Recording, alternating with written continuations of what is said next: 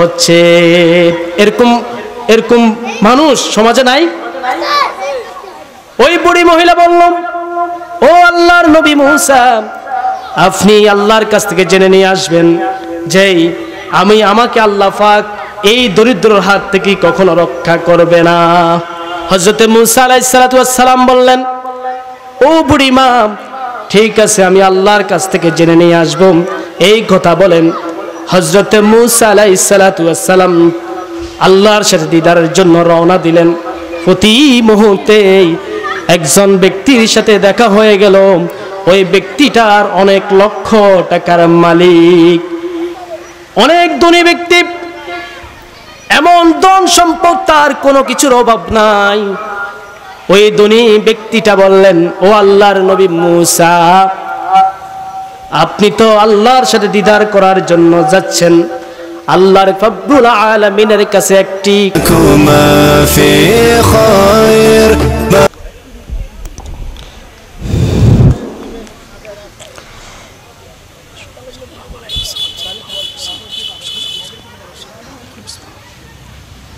السلام عليكم ورحمة الله وبركاته.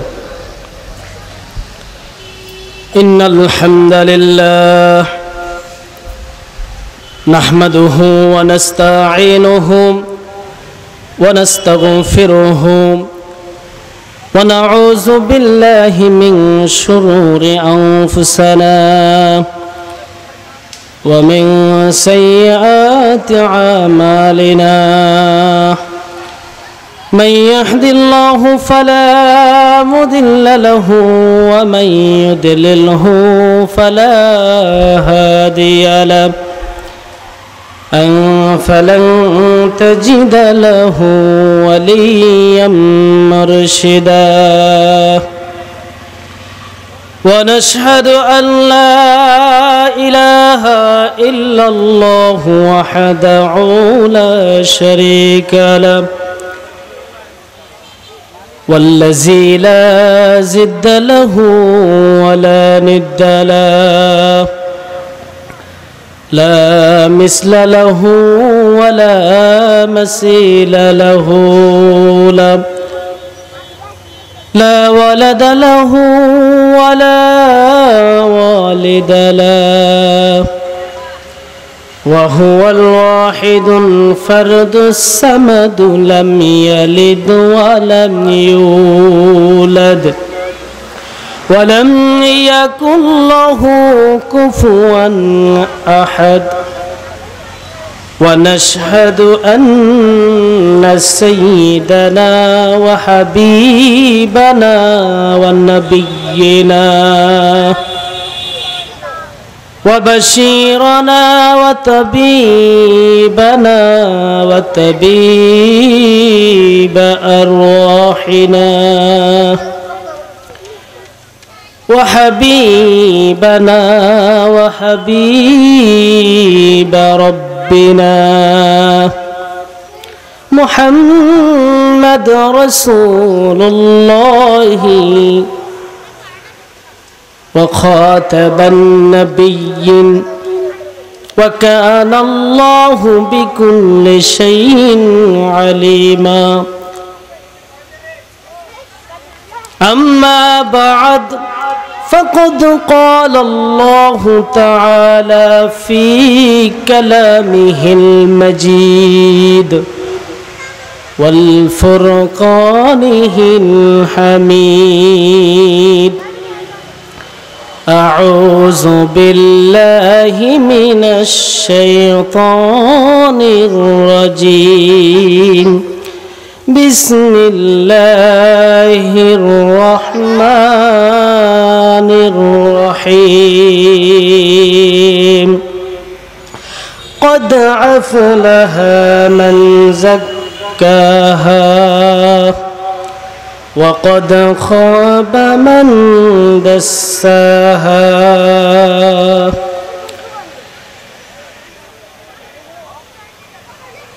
قال رسول الله صلى الله عليه وسلم ألا وإن في الجسد مضغة إذا صلحت صلح الجسد كله وإذا فسدت فسد الجسد كله على وحي القلب. وقال تعالى في شأن حبيب مخمرا وآمرا إن الله وملائكته يصلون على النبي يا أيها الذين آمنوا صلوا عليه وسلموا تسليما. اللهم صل على سيدنا مولانا محمد وعلى آل سيدنا مولانا محمد.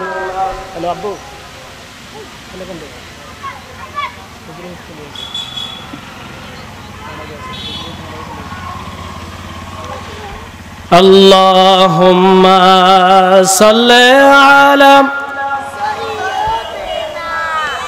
নারে তাকবীর, আল্লাহু আকবার, নারে রিসালাত, ইয়া রাসূলুল্লাহ। সম্মানিত হাজরিন, হযরত পীর সাহেব কেবলার আগমন, শুভেচ্ছার স্বাগতম। দারুল আমান দরবার শরীফের হযরত পীর সাহেব কেবলার আগমন।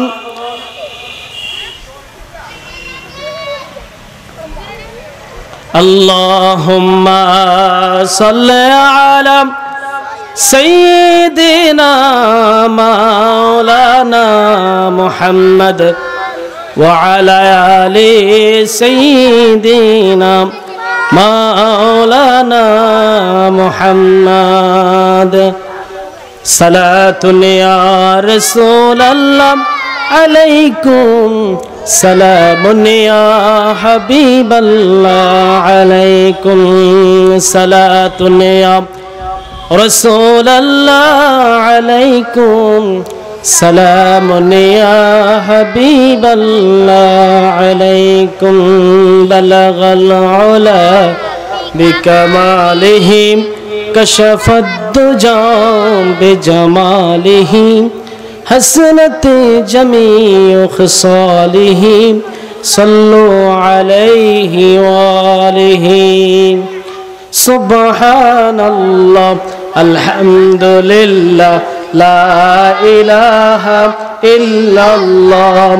سبحان الله الحمد لله لا إله إلا الله. سبحان الله الحمد لله لا إله إلا الله. سبحان الله الحمد لله لا إله إلا الله. لا إله إلا الله محمد رسول الله صلى الله عليه وسلم. পবিত্র এই ইসার সাহাব মাহফিলের সম্মানিত সভাপতি, অত্র এলাকার কৃতি সন্তান আলহাজ SDM দিদার সাহেব, বিশেষ মেহমান জননন্দিত চেয়ারম্যান 3 নং মোগলকান্দি ইউনিয়ন পরিষদের জনাব মোশাররফ হোসেন বাদল সাহেব, এবং আমার মাথার তাজ কুমিল্লা দারুল আমান দরবার শরীফের হযরতে পীর সাহেব কেবলা, উপস্থিত হযরত উলামায়ে কেরাম, মুরব্বিয়ানে আযম, সম্মানিত যুবক ভাইরাম, শিশু কিশোর ভাইরাম, পর্দার অন্তরালের আমার সম্মানিতা তাকওয়াবতী মা এবং বোনেরা, আসসালামু আলাইকুম ওয়া রাহমাতুল্লাহি ওয়া বারাকাতুহু। মহান রব্বুল আলামিনের দরবারে, মহান রব্বুল আলামিনের আলী শানে শুকর গুজার করছি যে মহান রব আমাদেরকে অসংখ্য অগণিত বান্দাদের থেকে বাছাই করে মহান এই রবের ঘরের মেহমান বানিয়েছেন, রবকে সিজদা দেওয়ার জন্য এবং এই রবের কথা শোনার জন্য, আমাদের মুরব্বি আমদের ইসাল সাব করার জন্য, এই মহাতি জলসায় আসার জন্য, বসার জন্য যে মহান আমাদের সুযোগ করে দিয়েছেন ওই রব্বুল আলামিনের দরবারে বলিষ্ঠ কণ্ঠে আওয়াজ তুলে শুকরিয়া তান ফুরি আলহামদুলিল্লাহ। আর জোর বলে আলহামদুলিল্লাহ। আল্লাহর প্রশংসা করলে লাভ না লস? আল্লাহর প্রশংসা যারা ছেড়ে দেয় তারাই ক্ষতিগ্রস্ত হবে। এই পৃথিবীর বুকে চেয়ারম্যান বলেন, মেম্বার বলেন, এমপি বলেন, মিনিস্টার বলেন, কোন মানুষের যদি প্রশংসা করা হয়, যেই প্রশংসা যার জন্য করা হয় তারই শুধু লাভ হয়। কিন্তু এই পৃথিবীর বাদশা, এই পৃথিবীর মালিক আমার আপনার রব, ওই রব্বুল আলামিনের প্রশংসা যদি বান্দা বেশি বেশি করে তাহলে আল্লাহর কোনো লাভ নাই। যে প্রশংসা করবে বেশি বেশি ওই আল্লাহ পাকের বান্দা, প্রশংসাকারী বান্দারে বেশি লাভ হবে। সুবহানাল্লাহ বলুন। প্রশংসা করে লাভ না লস? আমরা আজ আল্লাহর প্রশংসা ছেড়ে দিয়েছি। আল্লাহর প্রশংসা ছেড়ে দেওয়ার কারণে আজ আমাদের পরিবারের কলহ সৃষ্টি হয়ে গিয়েছে, সমাজে কলহ সৃষ্টি হয়ে গিয়েছে, প্রত্যেকটা জায়গায় আমাদের কলহ সৃষ্টি হয়ে গিয়েছে। হযরত মূসা আলাইহিস সালাতু ওয়াস সালাম যে ২৪,০০০ পয়গম্বরের ভিতরে একজন নবী, যে নবী সরাসরি কোন ফেরেশতা ছাড়া আল্লাহ পাক রব্বুল আলামিনের সাথে কথা বলতো। হযরত মূসা আলাইহিস সালাতু ওয়াস সালাম আল্লাহর সাথে কথা বলার জন্য তিনি তুর পাহাড়ে চলে যেতেন কিনা? তুর পাহাড়ে যাওয়ার আগে একদিন হযরত মূসা আলাইহিস সালাতু ওয়াস সালাম তিনি আল্লাহ পাকের দিদারের জন্য, আল্লাহ পাকের সাক্ষাতের জন্য, কথা বলার জন্য তিনি তুর পাহাড়ে রওনা দিলেন। এমন সময় একটা বুড়ি মহিলা হযরত মূসা আলাইহিস সালাতু ওয়াস সালামের সামনে হাজির। ওই বুড়ি মহিলা বলেন, ও আল্লাহর পয়গম্বর হযরত মূসা আলাইহিস সালাতু ওয়াস সালাম, আমি শুনেছি আপনি আল্লাহর সাথে কথা বলার জন্য যাচ্ছেন। ও আল্লাহর পয়গম্বর মূসা,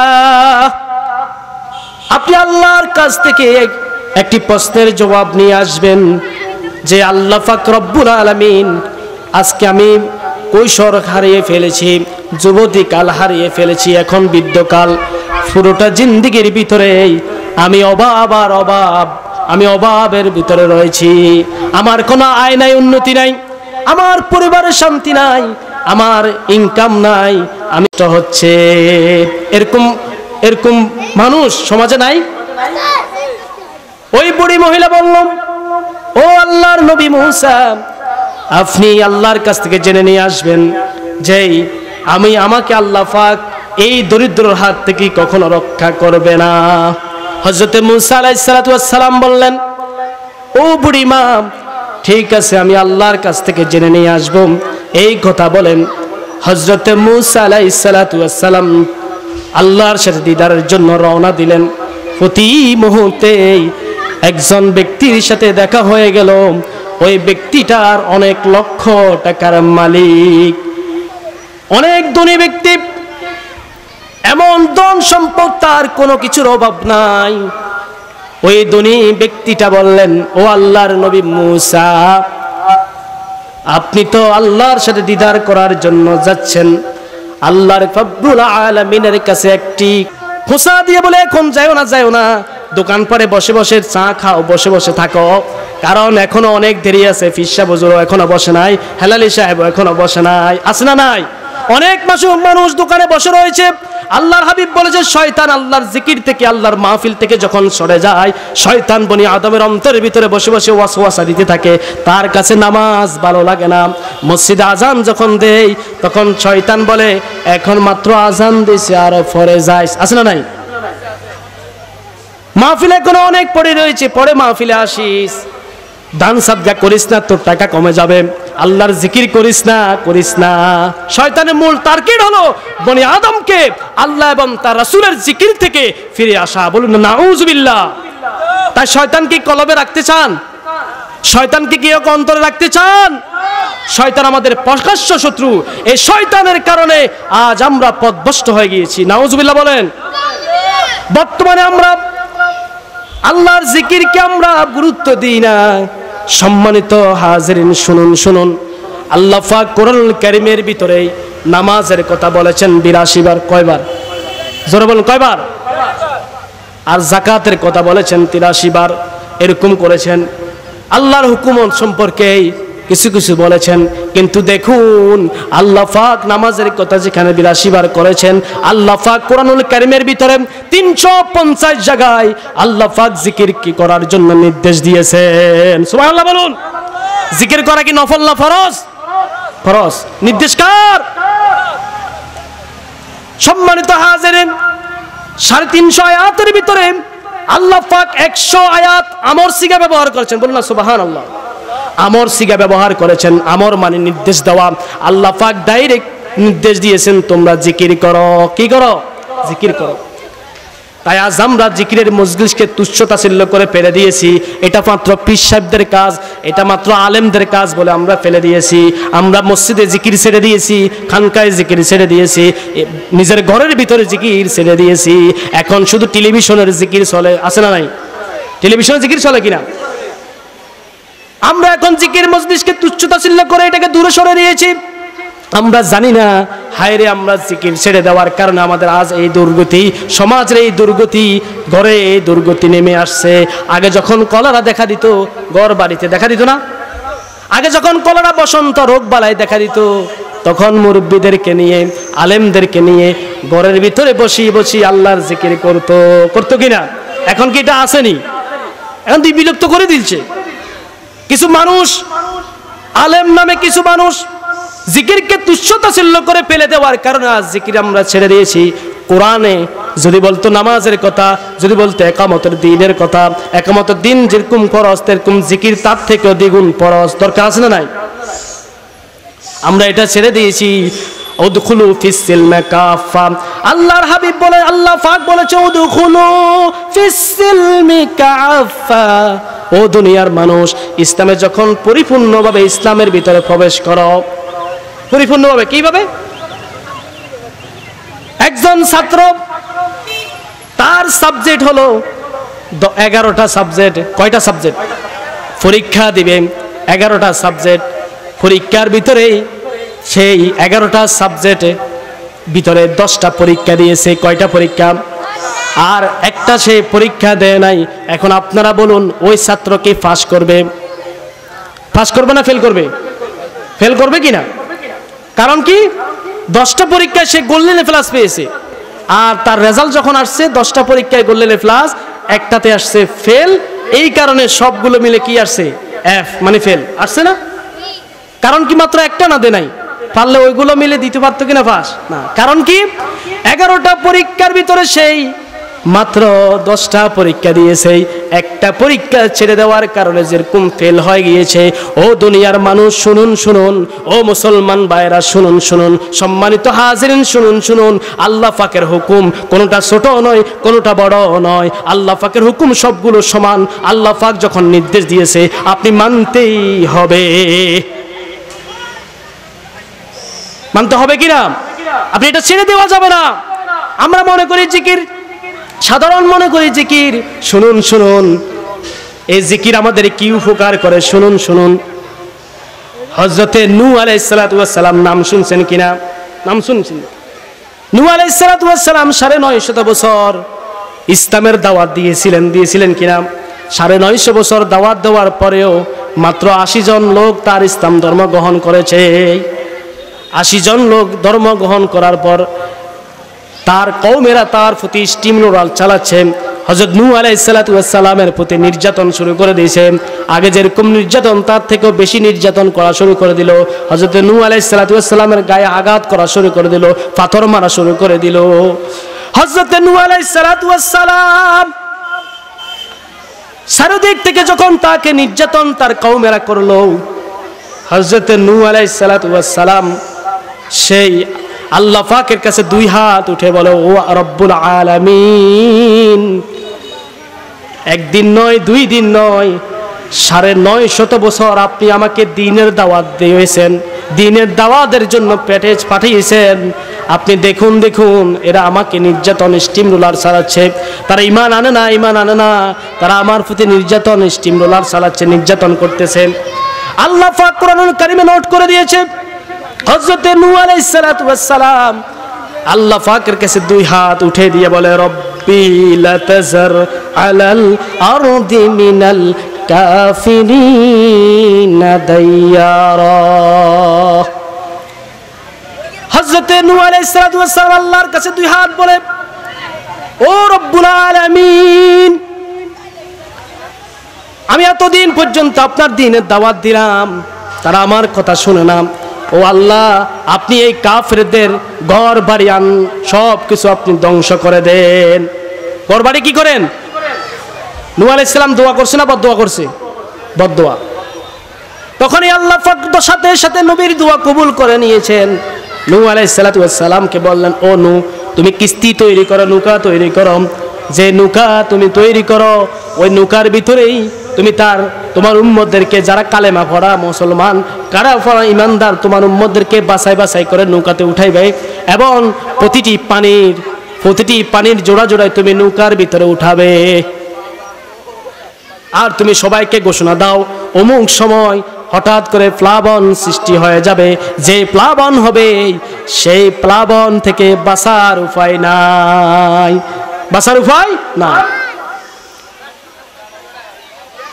হযরত নূহ আলাইহিস সালাতু ওয়াস সালাম তার কওমকে ঘোষণা করে বলেন, ও আমার কওমেরা, আল্লাহ পাক ঘোষণা দিয়েছেন প্লাবন হবে, সবকিছু ধ্বংস করে দেয়া হবে। যারা ঈমান আনবা তারা বেঁচে যাবা, যারা ঈমান আনবা না তারা বাঁচতে পারবা না। হযরত নূহ আলাইহিস সালাতু ওয়াস সালামের কাছে একজন বুড়ি মহিলা এসে বলেন, ও আল্লাহর নবী হযরত নূহ, আপনি বলেছেন প্লাবন হবে, আমি তো বুড়ি মহিলা, আমি তো হুঁশও থাকবে না, মেহেরবানি করে যখন আল্লাহ পাক প্লাবন দিবে, আপনি আমাকে আপনার ওই নৌকার ভিতরে ডেকে নিয়ে, নৌকার ভিতরে কি ডেকে নিয়েন। হযরত নূহ আলাইহিস সালাতু ওয়াস সালাম বলেন, ঠিক আছে বুড়িমা, আপনি চলে যান, যখন প্লাবন আসার আগেই আল্লাহ পাক যখন ঘোষণা দিবে, আমি আপনাকে ডেকে নিয়ে নৌকাতে উঠাবো। আল্লাহ পাক রব্বুল আলামিন নূহ আলাইহিস সালাতু ওয়াস সালামকে বললেন, ও নূহ, প্লাবন হয়ে যাবে, প্লাবন হয়ে যাবে। অনেক বড় ইতিহাস, আমি সংক্ষিপ্ত আকারে বলছি। চারিদিকে প্লাবন হয়ে গেল, পাহাড় পর্বত পর্যন্ত ডুবে ছাই ছাই হয়ে গেল, চারিদিকে শুধু পানি আর পানি। শুধুমাত্র বেঁচে ছিল কারা? যারা নৌকার ভিতরে উঠেছে তারা বেঁচেছে, আর তারা ছাড়া আর কেউ বাঁচতে পারে নাই। নূহ আলাইহিস সালাতু ওয়াস সালাম নৌকার ভিতরে আরোহণ করেছেন, যখন চারিদিকে যখন প্লাবন হয়ে গেল, হযরত নূহ আলাইহিস সালাতু ওয়াস সালাম হঠাৎ করে চিন্তায় পড়ে গেলেন, হায় রে হায়, নৌকার ভিতরে সবাইকে আমি উঠালাম, যে বুড়ি মহিলা আমাকে বললেন, ও আল্লাহর নবী নূহ, আপনি আমাকে প্লাবন সৃষ্টি হওয়ার আগে আমাকে নৌকায় উঠায়েন, আমি তো ভুলে গিয়েছি ওই বুড়ি মহিলাকে আমি নৌকার ভিতরে উঠাই নাই। ওই বুড়ি মহিলার কথা ভুলে গিয়েছে কে? নূহ আলাইহিস সালাতু ওয়াস সালাম নৌকাতে উঠাই নাই। যখন প্লাবন শেষ হয়ে গেল, প্লাবন শেষ হওয়ার সাথে সাথে হযরত নূহ আলাইহিস সালাতু ওয়াস সালাম চলে গেলেন ওই বুড়ি মহিলার বাড়ির দরজায়। নূহ আলাইহিস সালাম দেখে অবাক, সমস্ত বাড়িঘর সবকিছু ধ্বংস হয়ে গিয়েছে, সবকিছু ধ্বংস হয়ে গিয়েছে, শুধুমাত্র একটা কুড়ের ঘর বাকি রয়েছে, বুড়ি মহিলার ঘর। বুড়ি মহিলা দরজা বন্ধ করে দিয়ে বসে রয়েছে। হযরত নূহ আলাইহিস সালাতু ওয়াস সালাম দরজায় আঘাত করলেন, সাথে সাথে ওই বুড়ি মহিলা তার ফটলা দিয়ে তার কাঁধের উপরে নিয়ে তার জিনিসপত্র নিয়ে সে রেডি হয়ে রয়েছে। সাথে সাথে দরজা খুলে বলে, ও নূহ, চলো চলো, তাড়াতাড়ি চলো, প্লাবন হয়ে যাবে, আমরা নৌকায় যাব। বুড়ি মহিলা বলতে পারবে না, মনে করছে আমি নূহকে বলেছি প্লাবন হলে আমাকে ডেকে নিবে, এখন তো প্লাবন হয়েছে নিশ্চয়ই, নূহ আলাইহিস সালাম আমাকে ডাকার জন্য আসছে। ওই বুড়ি মহিলাকে ডাক দিয়ে বলে, মূসা আলাইহিস সালাম ডাক দিয়ে বলে, ও বুড়ি মহিলা, আপনি কি কিছু টের পান নাই? আপনি একটু বের হয়ে, ঘর থেকে বের হয়ে দেখুন, আপনার পাশে এবং চারপাশে কোনো ঘরবালা নাই, প্লাবন হয়ে গিয়েছে। আল্লাহ পাক রব্বুল আলামিন কাফের মুশরিক ইহুদিদের সমস্ত ঘরগুলো তছনছ করে দিয়েছে, শুধুমাত্র আপনার ঘরে গেছে। বলুন না সুবহানাল্লাহ। বুড়ি মহিলা অবাক হয়ে গেলেন, হযরত নূহ আলাইহিস সালাম অবাক হয়ে গেলেন। কারণ কি? সাথে সাথে আল্লাহ পাক রব্বুল আলামিন বলেন, ফাযকুরুনি আযকুরুকুম ওয়াশকুরুলি ওয়ালা তাকফুরুন। আল্লাহ পাক বলেন, ও নূহ আলাইহিস সালাম, শুনো শুনো, তুমি তোমার উম্মতকে ভুলে যেতে পারো। ও নূহ, শুনো শুনো, তুমি তোমার কওমকে ভুলে যেতে পারো, তুমি তোমার উম্মতকে বলে যেতে পারো। আমি রব্বুল আলামিন বলছি, আমি আমার জিকিরকারী বান্দিকে আমি ভুলবো না। সুবহানাল্লাহ। যারা আল্লাহর জিকির করে আল্লাহ কখনো তাদেরকে ভুলেন না।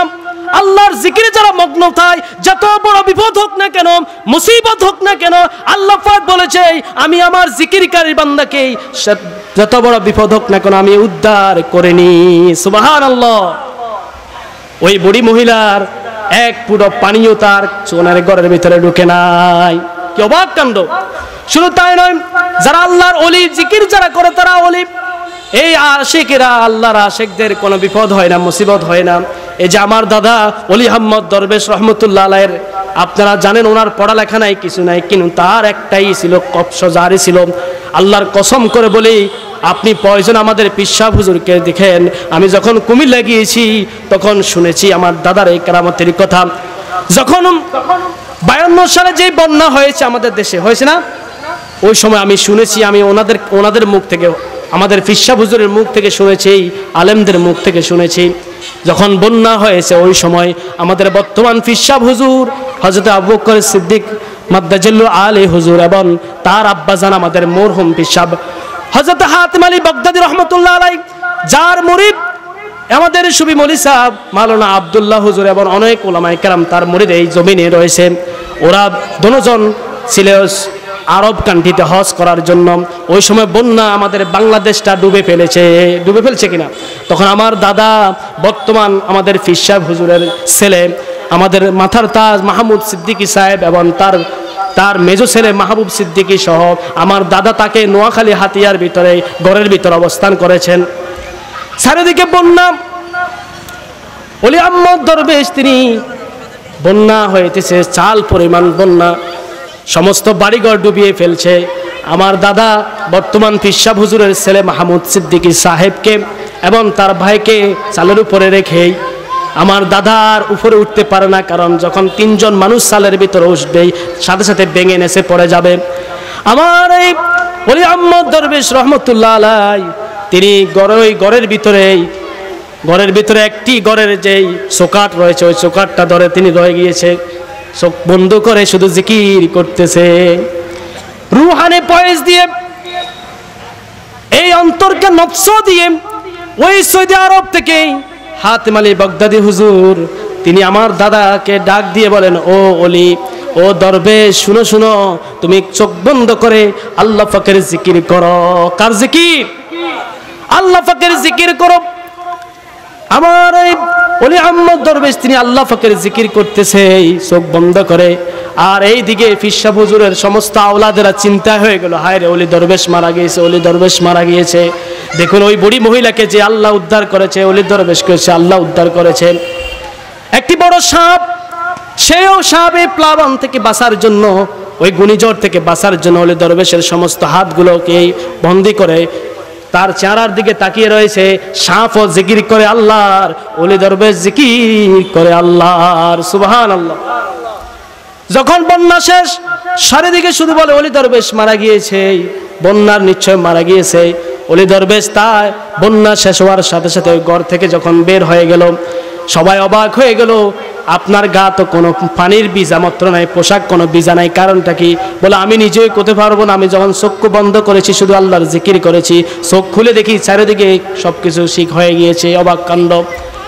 সম্মানিত হাজিরিন, নূহ আলাইহিস সালামের ওই বুড়ি মহিলা যেরকম আল্লাহ পাক রক্ষা করেছেন, ওই দরবেশকেও আল্লাহ পাক রক্ষা করেছেন। তাই আপনি যদি জিকির করেন, রক্ষা করবে কে? জোরে বলুন, জিকির করে কে রক্ষা করবে? আল্লাহ পাক রক্ষা করবেন। এই জিকির কিন্তু এখন নয়, এই নফসটা জিকির করতে করতেই আপনি সকাল সন্ধ্যা যখন জিকির করবেন, আল্লাহর জিকির যখন আপনার অন্তরে পয়দা হয়ে যাবে, আল্লাহর জিকির করতে করতে যখন আপনার নফসটা জারি হয়ে যাবে, তখনই আপনি চোখ বন্ধ করার সাথে সাথে দুনিয়ার যে প্রান্তে আপনার দুটোটাই লাগবে আপনার। কারণ আপনার শরীয়ত হলো আপনার শরীরের উপরে চাট, শরীরের জামা ঠিক আছে, সুন্নতি জামা, শরীরের আপনি দাড়ি আছে, সুন্নতি দাড়ি, শরীরে আপনার কি টুপি আছে, সুন্নতি টুপি, আপনার হাঁটুর উপরে কাপড় রয়েছে, এটা সুন্নতি, এটা হচ্ছে শরীয়ত। এটা কি শরীয়ত? আপনি নামাজ পড়তে গিয়েছেন, আজান হলে, এটা হলো শরীয়ত। কিন্তু মারফত হলো আপনার অন্তরের ভিতরে।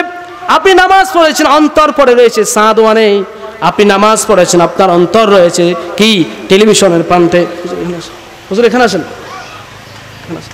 হুজুর বেয়াদবি হবে আমার। আপনার এই অন্তরটা পরিষ্কার করতে হবে। এই অন্তরকে পরিষ্কার করার একমাত্র রাসায়নিক পদার্থ একটাই, এটা আমার কথা নয়, আল্লাহর হাবিব বলেছে, ও দুনিয়ার মানুষ শুনো শুনো, লিকুল্লি শাইইন মিসকালাতিন ওয়া মিসকালাতিন কুলুবি যিকিরিল্লাহ। সুবহানাল্লাহ বলুন। আল্লাহর হাবিব বলেন, ও দুনিয়ার মানুষ শুনো শুনো, এই পৃথিবীর পোশাক আশাক সবকিছু পরিষ্কার করার জন্য একটি মাধ্যম রয়েছে, সাবান দিয়ে সবকিছু তুমি পরিষ্কার করো। তোমার শরীরের উপরে যদি কোনো নোংরা লেগে যায়, তুমি পানি দিয়ে পরিষ্কার করে নাও, নোংরাগুলো সাফ হয়ে যায়। পোশাকে যখন নোংরা হয়, পোশাক যখন সাবান দিয়ে পরিষ্কার করে নাও, তোমার এই পোশাকটাও পবিত্র হয়ে যায়।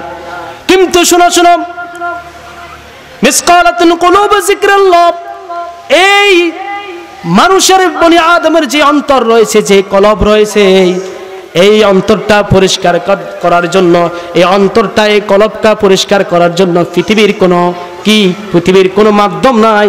অন্তরকে পরিষ্কার করার জন্য একটি মাধ্যম, রাসায়নিক পদার্থ, একটি মাত্র কর্মসূচি, তার নাম হলো কুলুবি যিকরিল্লাহ। কার জিকির? আল্লাহর জিকির। সুবহানাল্লাহ, আলহামদুলিল্লাহ, লা ইলাহা ইল্লাল্লাহ, সুবহানাল্লাহ, আলহামদুলিল্লাহ, লা ইলাহা ইল্লাল্লাহ, সুবহানাল্লাহ, আলহামদুলিল্লাহ, লা ইলাহা। একমাত্র মাধ্যম হলো আল্লাহ পাকের জিকির। কার জিকির? আমরা এই জিকির করব তো? জিকিরকে ছেড়ে দিব না ধরবো? আমরা শুধু মনে করি পিশাবদের কাজ, আলেম ওলামার কাজ, এটা ভুল কথা। আলেম ওলামা কে যে আল্লাহ বানিয়েছেন, সে আল্লাহ কি আপনাকে বানান নাই? বানাইছে কিনা? তা জিকির করতে হবে তো। অন্তর পরিষ্কার করা ছাড়া জান্নাত পাবেন না। যারা এই আল্লাহ পাকের জিকিরকে তুচ্ছ তাচ্ছিল্য করে, আল্লাহ পাকের জিকির যারা করতে গাফিলাতি করে, সকাল সন্ধ্যা আল্লাহ পাকের জিকির যারা করে না, আল্লাহর জিকির থেকে যারা মুশগুল হয়ে যায়, আল্লাহর জিকির থেকে যারা ফিরে যায়, আল্লাহর জিকির যারা ছেড়ে দেয়, শুনুন শুনুন, আল্লাহ পাক কোরআনুল কারীমে ঘোষণা দিয়েছেন, খাসিরাতে দুনিয়া ওয়াল আখিরাত যালিকা হুয়াল খুসরানুল মুবিন। আল্লাহ পাক বলেন, যারা এই জিকিরকে ছেড়ে দিবে, যারা আল্লাহর জিকির ছেড়ে দিবে, আল্লাহর কথা ছেড়ে দিবে, আল্লাহর হুকুমত ছেড়ে দিবে, শুনো শুনো, তারা এমন অবস্থা হবে, দুনিয়াও বরবাদ হয়ে যাবে, আখিরাতও বরবাদ হয়ে যাবে। দুনিয়া আখিরাত একদম বরবাদ। বরবাদ করে দিবেন কে? আল্লাহ। এই জিকির থেকে গাফেল হওয়া যাবে না। যদি আমরা জিকির থেকে গাফেল হয়ে যাই, তাহলে আমাদের জীবন জিন্দেগি সব শেষ হয়ে যাবে, শেষ হয়ে যাবে। আমরা অনেকেই একামতের দিনকে গুরুত্ব দিতে গিয়ে আমরা জিকিরকে ছেড়ে দিয়েছি। আপনি বলুন, এই রাষ্ট্র ক্ষমতা কি আল্লাহর হাবিব চালান নাই? আল্লাহর হাবিব চালাইছে কিনা? আল্লাহর হাবিব মদিনার প্রেসিডেন্ট ছিলেন কিনা? হযরত আবু বকর সিদ্দিক রাদিয়াল্লাহু তাআলা মদিনার প্রেসিডেন্ট ছিলেন কিনা? আজকে যে আমাদের এই পীর সাহেব হুজুর এখানে আসছেন, ওই পীর সাহেব হুজুর হযরতে আবু বকর সিদ্দিক রাদিয়াল্লাহু তাআলা আনহুর বংশধর, কুরাইশ বংশধর তারা। এই আবু বকর সিদ্দিক রাদিয়াল্লাহু তাআলা আনহু তিনি কি রাষ্ট্র চালাইছেন কিনা? রাষ্ট্র চালাইছেন না? হযরত ওমর রাদিয়াল্লাহু তাআলা আনহু রাষ্ট্র চালাইছেন কিনা? কথা বলেন, চালাইছে নাকি? হযরত ওসমান চালাইছে কিনা? রাসূলুল্লাহ সাহাবায়ে কেরাম রাষ্ট্রপতি হয়েছেন কিনা? দেশ পরিচালনা করছেন কিনা? তাহলে সাহাবায়ে কেরাম দেশ পরিচালনা করছে শুধু একামতের দ্বীনের কাজ করে নয়, তাদের অন্তরটা পরিশুদ্ধ করার মাধ্যমে পুরো অন্তরটা যখন পরিশুদ্ধ হয়ে যায় তখনই রাষ্ট্র ক্ষমতা চালাইতে মুমিনরা যখন রাষ্ট্র ক্ষমতা চালাবে, অস্ত্র যদি না থাকে, মুমিনদের অন্তর যখন পরিষ্কার থাকবে, নারে তাকবীর আল্লাহু আকবার বলার সাথে সাথে বাতিল আর বাতিলের জায়গায় থাকবেন না। সুবহানাল্লাহ। হযরত ওমর যারা রাষ্ট্র ক্ষমতা চালাইছে সবার কথা বললাম না, একজন কথা বলি, যিনি ইসলামে যেরকম কঠোর ছিলেন, যিনি ইসলাম গ্রহণ করার আগে যেরকম কঠোর, ইসলাম গ্রহণ করার পরেও তিনি কঠোর ছিলেন কিনা? হযরত ওমর রাদিয়াল্লাহু তাআলা আনহু তিনি যখন মদিনার প্রেসিডেন্ট, একদিন তিনি জুমার দিন মসজিদে নববীর ভিতরে তিনি খুতবা দিচ্ছেন। তিনি খুতবা যখন দিচ্ছেন, খুতবা চলাকালীন মাঝ বরাবর যখন খুতবা চলতেছে, হঠাৎ করে তিনি মসজিদে নববীর সমস্ত সাহাবায়ে কেরাম বসা, হঠাৎ করে তিনি খুতবার ভিতরে একটি বাক্য, তিনি আলাদা একটি বাক্য তিনি তেলাওয়াত করলেন। হযরত ওমর রাদিয়াল্লাহু তাআলা আনহু খুতবার মাঝখান বরাবর তিনি হঠাৎ করে ডাক দিয়ে চিৎকার দিয়ে বললেন, ইয়া শারিয়াতাল জাবাল, ইয়া শারিয়াতাল জাবাল। নামাজ শেষ, খুতবা শেষ, নামাজ শেষ করার পর সাহাবায়ে কেরাম রাদিয়াল্লাহু তাআলা আজমাইনগণ বললেন, ও আমিরুল মুমিনিন, আপনি তো কখনো এরকম করেন না, কেন হঠাৎ খুতবার ভিতরে আপনি ভুল কথা বলেছেন? কেন এটা বলেছেন? শাহরিয়ার নাম কেন নিয়েছেন? শাহরিয়া তো অনেক দূরে, কারণ কি?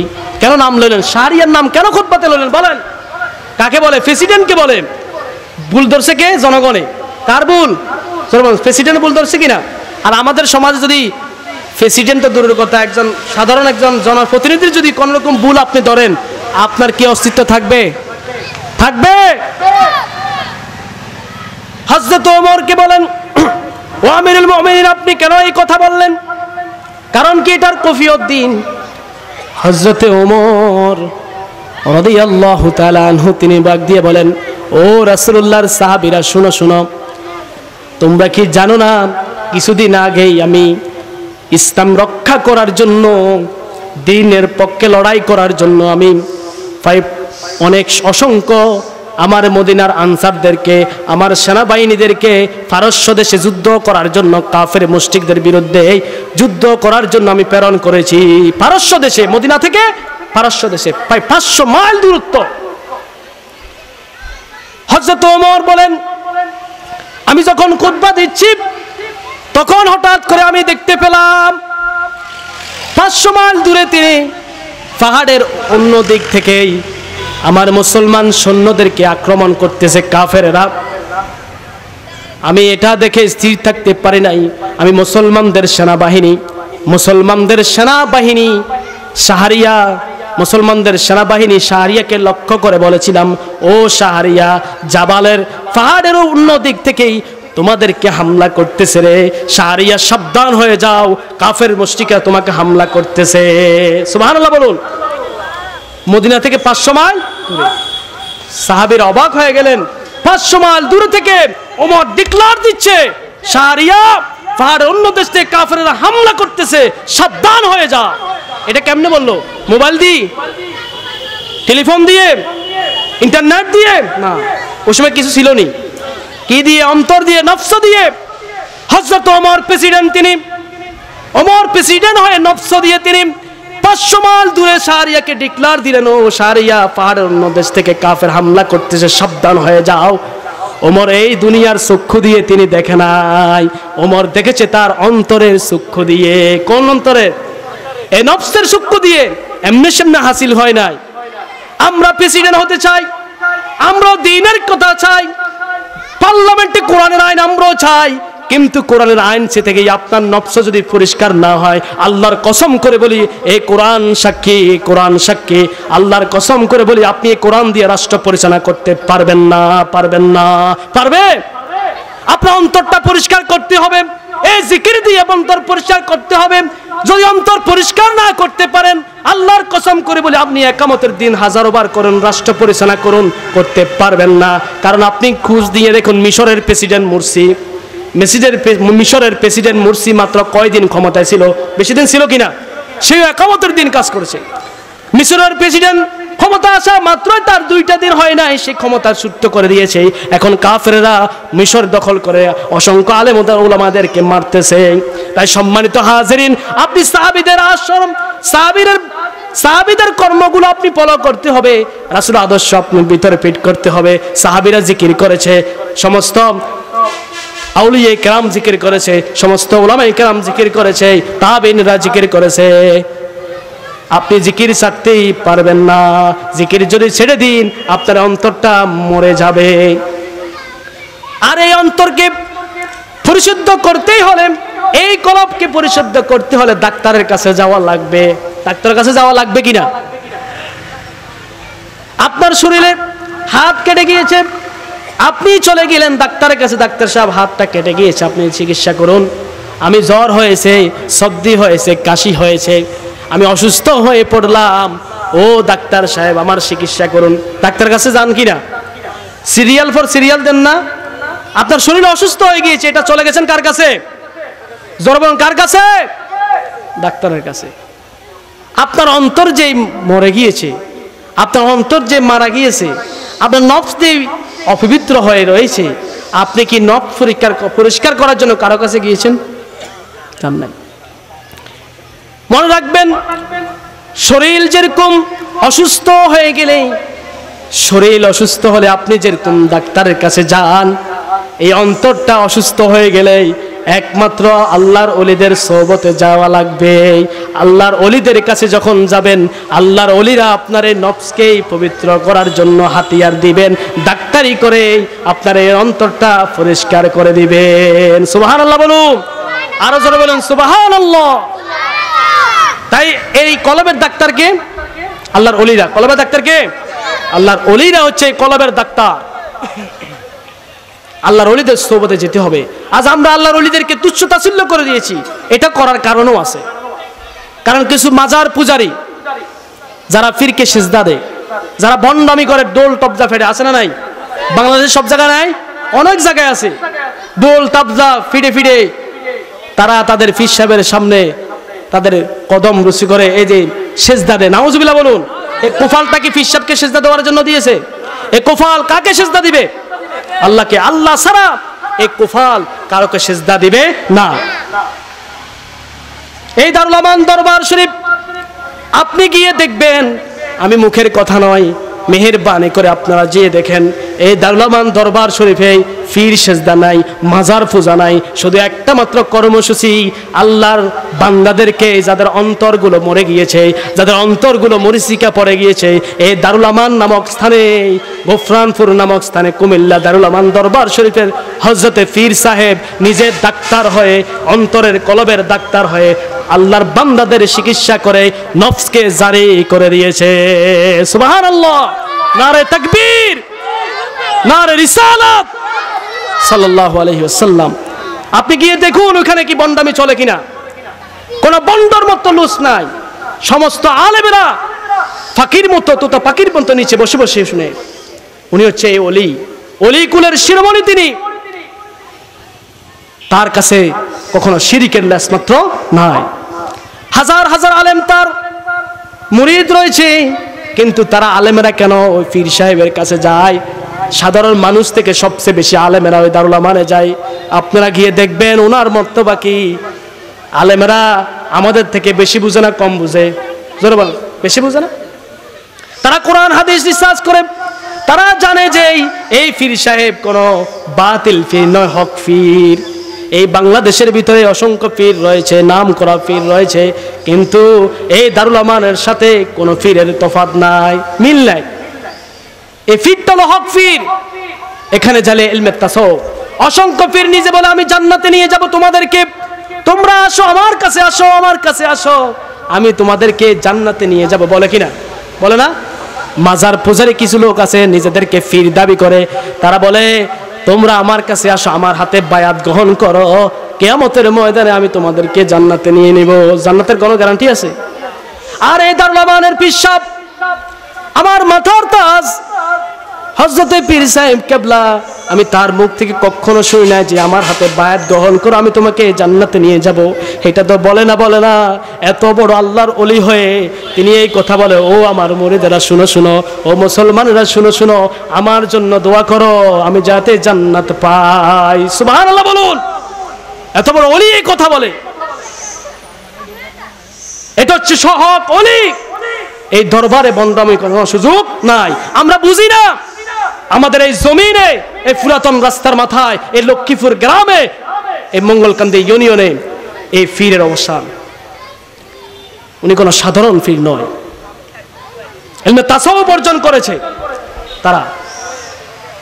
নামাজ যখন এই পৃথিবীর বুকে ছিল না, তখন একটাই কর্মশীল ছিল, সে হচ্ছে আল্লাহ পাকের জিকির। তাই সে হচ্ছে কি? আল্লাহ পাকের জিকির। হযরত বেলাল রাদিয়াল্লাহু তাআলা আনহু, নাম শুনছি না আমরা? বেলাল। হযরত বেলাল ইসলাম ধর্ম গ্রহণ করেছে। ইসলাম ধর্ম যখন তিনি গ্রহণ করলেন, সে ছিল উমাইয়ার কৃতদাস। সে গোয়াল ঘরে তিনি গরুগুলো, উটগুলোতে দেখাশোনা করত, যার কোনো বংশ পরিচয় নেই।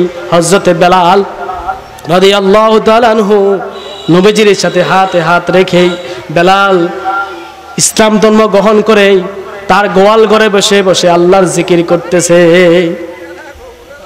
রাত শেষ হয়ে গেল, সকাল হয়ে গেল, সূর্য উদিত হয়ে গেল। বেলালের দরজা কোনো খবর নাই। পশু পাখি, ওই গরুগুলো, ওই উটগুলো সে আর বাইর করতেছে না। ওই উমাইয়ার আরো কর্মচারী যারা রয়েছে, উমাইয়ার কর্মচারীরা বলে, দেখেন ও মনিব শুনেন, এই বেলালকে আপনি বেশি আদর করেন, দেখেন আজকে দেখেন এই বেলাল সে গোয়াল ঘরের দরজা খুলে না, গরু যারা আছে গরু গোতানগুলোকে সে কি খাবারও দেন না, পরিষ্কার করেন না, হে ঘুমাচ্ছে। সে কি ঘুমাচ্ছে? ওই যারা সামসা তার লোক আরো আছে না, সেগুলো বলতেছে বেলাল, আপনি বেলালকে সবচেয়ে বেশি আদর করেন, বেলাল গিয়ে ঘুমার, এখনো সূর্য উদিত হয়ে গেছে, পশু পাখি এদেরকে বের করে না, কারণ কি আপনি দিয়ে দেখেন।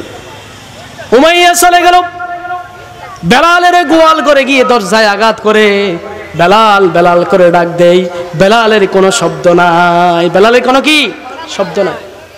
অবাক হলো, হায় রে বেলালের কি হয়েছে, বেলাল কেন ডাক দিছে না, কারণ কি, কারণ কি? উমাইয়া গরম হয়ে দরজায় আঘাত করার সাথে সাথে দরজাটা ভেঙে গিয়েছে।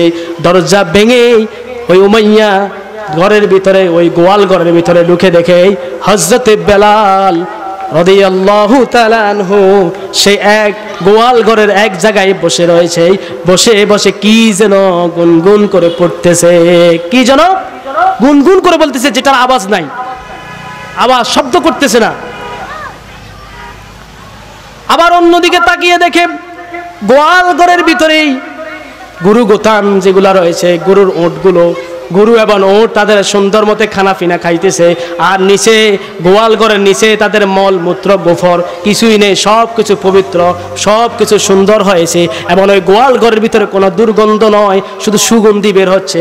উমাইয়া ডাক দি বলে, তোমরা সবাই আমার বেলালকে বলেছ বেলাল কাম চুরি করে, বেলাল আজকে উঠে নাই, কাম চুরি করে, দেখো দেখো বেলাল সব তাড়াতাড়ি উঠে গরু গোতানগুলোকে সে খাবার দিয়েছে, এবং সেই গোয়াল ঘরটা পরিষ্কার করে সে এমনি বসে রয়েছে, মনে ঘুমাচ্ছে বসে বসে। বলে বেলাল কেন এরকম করতেছে? আমি আসা মাত্র বেলাল সাথে সাথে দাঁড়িয়ে যায়, কেন বেলাল আজকে বসে রয়েছে, কারণ কি, কারণ কি? উমাইয়া সেই বেলালকে বলে, ও বেলাল, বেলাল কথা বলো না কেন বেলাল?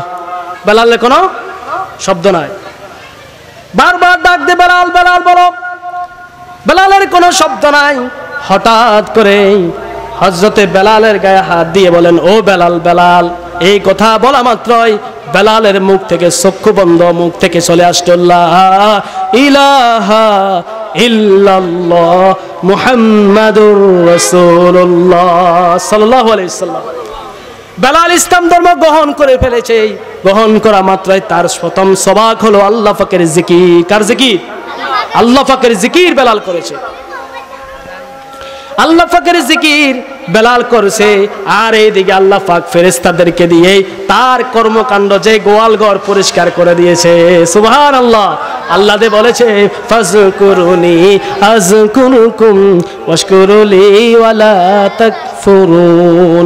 আল্লাহ বলেন, ও দুনিয়ার মানুষ, ও আমার উম্মতরা যারা, ও আমার বান্দারা শুনো, আমার জিকিরকারী যারা, আমি তাদেরকে বলি না, আমি যখন তার জিকির করি, আমি আমার বান্দা যখন আমার জিকির করে, আমি আল্লাহ নিজেই তার জিকির করি। সুবহানাল্লাহ বলুন।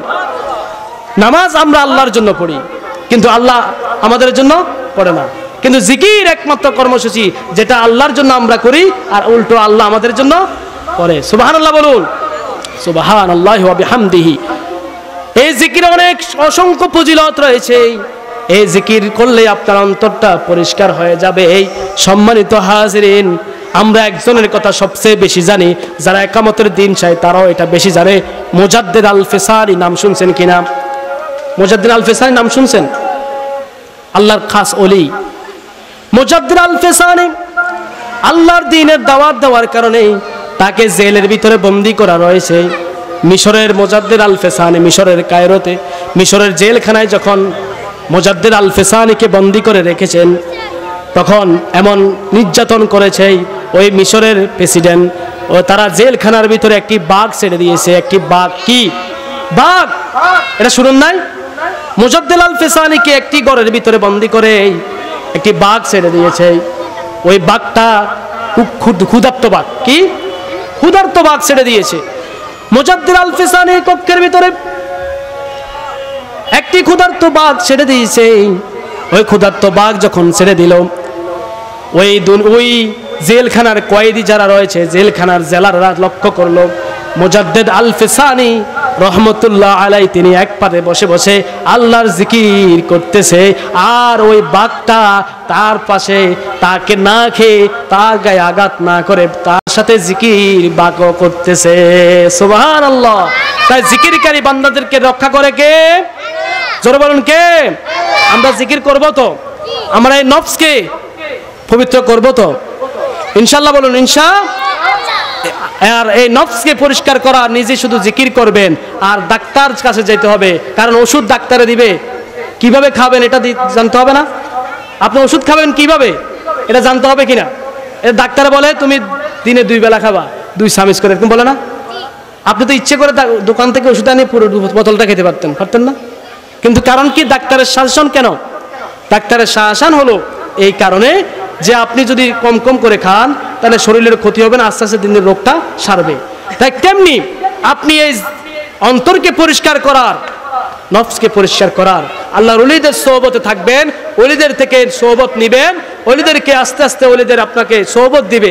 এই অন্তরকে পরিষ্কার করার আপনাকে কিছু কিছু জিকির দিবে, এবং সকাল সন্ধ্যা ওই তাসবিহগুলো, ওই জিকিরগুলো আপনি তেলাওয়াত করবেন। 1 দিন 2 দিন 3 দিন 4 দিন 1 মাস 2 মাস এভাবে যখন জিকিরের উপর জিকির থাকবেন, আল্লাহর কসম করে বলি, আপনি যখন চক্ষু বন্ধ করবেন আরশে আজিম পর্যন্ত আপনি দেখবেন। বলুন না সুবহানাল্লাহ।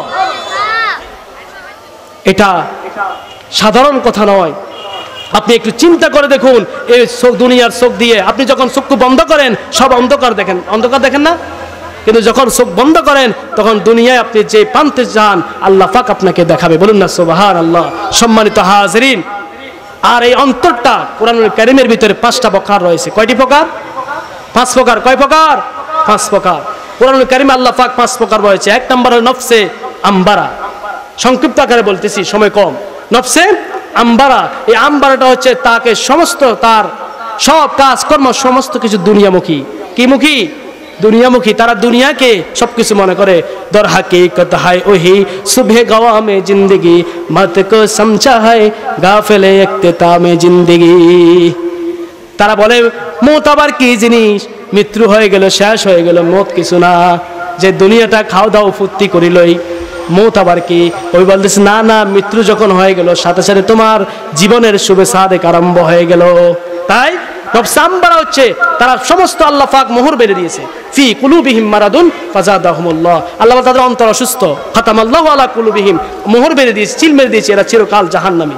দ্বিতীয় নম্বর হচ্ছে নফসে লাওয়ামা, যেটা নফস হলো যে সেই অন্য ভালো কাজও করে আবার খারাপ কাজ থেকে খারাপ কাজও করে ভালো কাজ করে, এরকম আছে না নাই?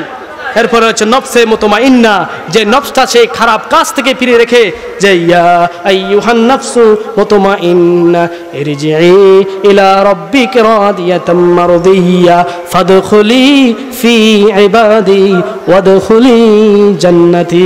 সুবহানাল্লাহ বলেন। যে তার ভুল বুঝতে পেরেছে যে হায়রে আমি অনেক গুনাহ করেছি, আমার অন্তরটাকে একদম শেষ করে দিয়েছি, নফস একদম অসুস্থ করে ফেলেছি, অপরিষ্কার করে ফেলেছি, আল্লাহর কাছে তওবা করে জিকিরের ফয়েজে বসে জিকির আজকার করে, আল্লাহ পাক বলেন যাও ফাদখুলি ফি ইবাদি ওয়াদখুলি জান্নাতি, যাও আমার এই ইবাদত করেছো, আমার জিকির করেছো, নফস পরিষ্কার করেছো, তুমি জান্নাতে প্রবেশ করে নাও। সুবহানাল্লাহ বলুন। 4 নম্বর প্রকার হলো নফসে লাওহিমা, নফসে লাওহিমা, যেটা জিকির করতে করতে তাওবাকারীকে আল্লাহ পাক সর্বোচ্চ মাকামে পৌঁছে দেন। বলুন না সুবহানাল্লাহ। এরপরে শেষ যে নফস, যেটা হচ্ছে নফসে রহমানি, নফসে রহমানি, বান্দা আল্লাহর জিকির করতে করতে তার অন্তরকে একদম পরিশুদ্ধ করে দেয়। একদম কি পরিশুদ্ধ, আল্লাহ বলছেন পবিত্র করে নেই। যখন আল্লাহর এই অন্তরটা, আপনার অন্তরটা যখন পরিশুদ্ধ করে ফেলবেন, অন্তর চক্ষু যখন খুলে যাবে, তখন নফসে রহমানি হাসিল হয়ে যাবে। তখন আপনার চক্ষু বন্ধ করার সাথে সাথে আল্লাহ পাকের কাছে হুকুম করবেন, আল্লাহ পাক আমি এই জিনিসটা দেখতে চাই, সাথে সাথে আল্লাহ পাক আপনাকে ওই জিনিসটাই দেখাবে। বলুন না সুবহানাল্লাহ। এই নফসে রহমানি হাসিল যদি করতে পারেন, আপনার বিনা হিসাবে জান্নাত দিবে কে? আল্লাহ। আপনার কবরের ভিতরে আপনার শরীরে একটা পোকার মাকড় পর্যন্ত আপনার শরীর খাবে না। আপনি চারিদিকে খেয়াল করে দেখেন, যারা আল্লাহর জিকির করে নফসকে আল্লাহওয়ালা করতে পেরেছে, নফসকে পবিত্র করতে পেরেছে, তাদের মারা যাওয়ার পরেও তাদের মাটি পর্যন্ত তাদেরকে গ্রাস করতে পারে না। সুবহানাল্লাহ বলুন। তাই সম্মানিত হাজিরিন, আমরা এই অন্তরকে পরিশুদ্ধ করে নেই, জিকির করে নেই, আজগার করে নেই, এবং উলামায়ে কেরাম এবং পীর সাহেবদের সোহবত নিয়ে আমাদের অন্তরটা পরিষ্কার করার, হাসিল করার আমাদেরকে তৌফিক দিক। আমরা বলি আমিন। এতক্ষণ পর্যন্ত আমি যে আলোচনা করেছি, আল্লাহ পাক সর্বপ্রথম আমাকে এবং আমাদের সবাইকে বাস্তব জীবনে আমল করার তৌফিক দিক। আমরা বলি আমিন। ওয়া আখিরু দাওয়ানা আনিল হামদুলিল্লাহি রাব্বিল আলামিন। যাদের সুন্নাত আজান হবে, স্টেজে নামাজ হবে এবং পাঞ্জেগারা মসজিদও নামাজ হবে।